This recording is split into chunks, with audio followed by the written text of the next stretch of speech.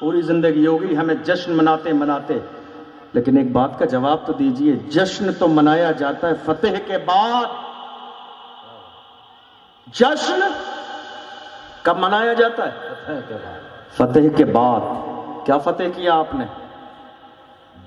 سوچئے اس بات کو، کب تک خوابوں میں زندگی گزارتے رہیں گے؟ حقیقت کا سامنا کیجئے، آئینے کے سامنے کبھی کھڑے ہو کے دیکھیے، میں آئینہ ہوں دکھاؤں گا داغ چہرے کے، جسے خراب لگے سامنے سے ہٹ جائے۔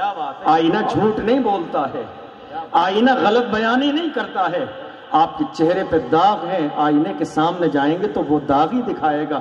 میک اپ کر کے آئینے کا کام نہیں ہے دکھانا، میں آئینہ ہوں دکھاؤں گا داغ چہرے کے، جسے خراب لگے سامنے سے ہٹ جائے۔ جشن منانا بہت اچھی بات ہے، لیکن جشن منانے سے پہلے یہ سوچئے کہ کون سا ایسا مشن تھا کہ جس کو آپ نے فتح کر لیا، کون سی ایسی پلاننگ تھی کہ جس میں آپ کامیاب ہو گئے، کون سا ایسا موقع تھا کہ جس میں آپ کو کامیابی ملی، کون سا ایسا منصوبہ تھا کہ جس کو آپ نے کامیاب کر لیا، کون سا ایسا ارادہ تھا کہ جس میں کامیابی مل گئی ہے۔ کامیابی مل جانے کے بعد آپ جشن فتح منا رہے ہیں۔ ہاں انہیں حق تھا کہ وہ جشن مناتے، وہ کہ جنہوں نے ایران پر اسلام کا جھنڈا لہرایا، انہیں حق تھا کہ وہ جشن مناتے۔ روم پر جنہوں نے اسلام کا جھنڈا لہرایا، انہیں حق تھا کہ وہ جشن مناتے۔ قسطنطنیہ کے علاقے میں جنہوں نے اسلام کا جھنڈا لہرایا، انہیں حق تھا کہ وہ جشن مناتے۔ بلغاریہ کے علاقوں میں جنہوں نے اسلام کا جھنڈا لہرایا، انہیں حق تھا کہ وہ جشن مناتے۔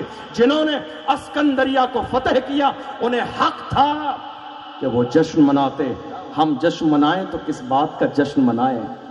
اذانوں پر پابندی کا جشن منائیں، نماز پر پابندی کا جشن منائیں، تبریز انصاری کو مارا جائے ہم جشن منائیں، پہلو خان کو مارا جائے ہم جشن منائیں، افراز الحق کو مارا جائے ہم جشن منائیں، چوڑی والے کی موب لنچنگ کی جائے ہم جشن منائیں؟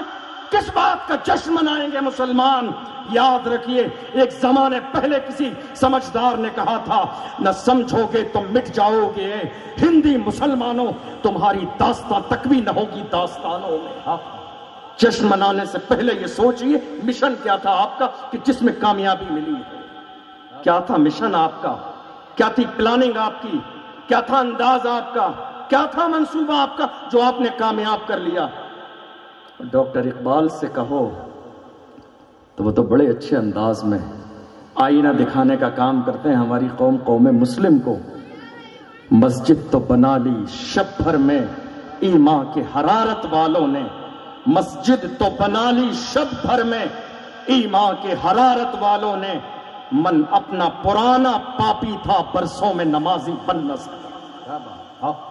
مسجد تو بنا لی شب بھر میں ایمان کے حرارت والوں نے، من اپنا پرانا پاپی تھا برسوں میں نمازی بن نہ سکا۔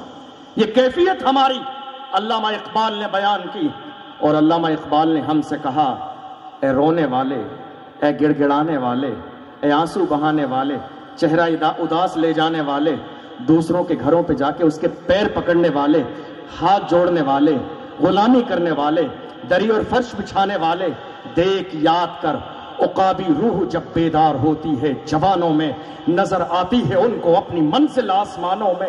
نہیں تیرا نشے من قصر سلطانی کے گنبد پر، تو شاہی ہے بسیرا کر پہاڑوں کی چٹانوں میں۔ کیا بات ہے، بہت جگایا علامہ اقبال نے ہمیں، بیدار کیا علامہ اقبال نے ہمیں ہمارا مقام بتایا، ہمیں ہمارا منصوبہ بتایا، ہمیں ہمارا انداز بتایا، ہمیں ہماری کیفیت بتائی، اور کہا اے لوگوں تم جاگ جاؤ، تم بیدار ہو جاؤ، تم سو کے اٹھ جاؤ، تمہاری آنکھیں بند کر لینے سے ایسا نہیں ہے، حقیقت بدل جائے گی، اس لیے آنکھیں کھول لو۔ آج نہیں تو کل تمہیں جاگنا ہوگا، آج نہیں تو کل تمہیں اٹھنا ہوگا۔